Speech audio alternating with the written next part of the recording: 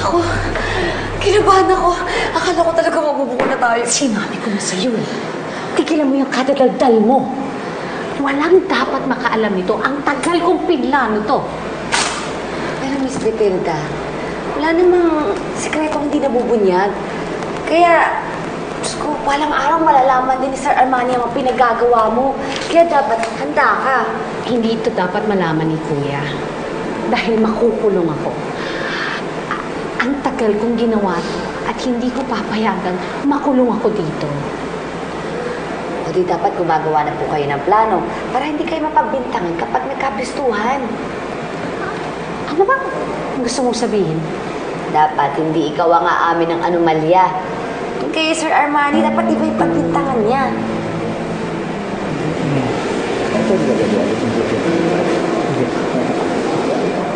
Pero alam ko na po kung sino yung dapat natin paaminin.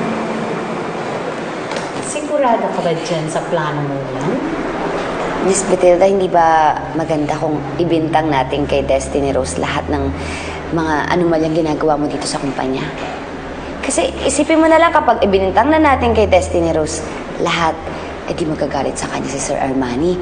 Tapos magagalit din sa kanya si Gabriel. At magagalit sa kanya buong kumpanya. Di kapag nangyari yung goodbye na lang kay Destiny Rose, babu na rin siya sa buhay ni Gabriel. Jasmine, hindi ganun kadali yun.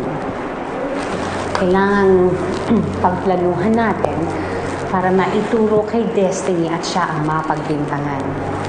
Dahil kuhang-kuha niya si Kuya Armani at hindi mo agad mapapaniwala yun. Bakit di natin subukan?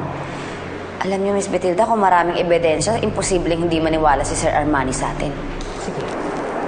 Sige. Payag ako sa plano niya. Pero kailangan nating pagplanuhang mabuti.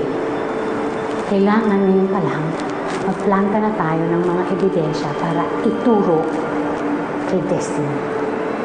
Kumuha ka ng mga files sa opisina ni Destiny o kahit na ano na pwedeng i-link sa kanya itong mga nangyayari nito. Ngayon, kapag nagkabukingan na, handa na tayo.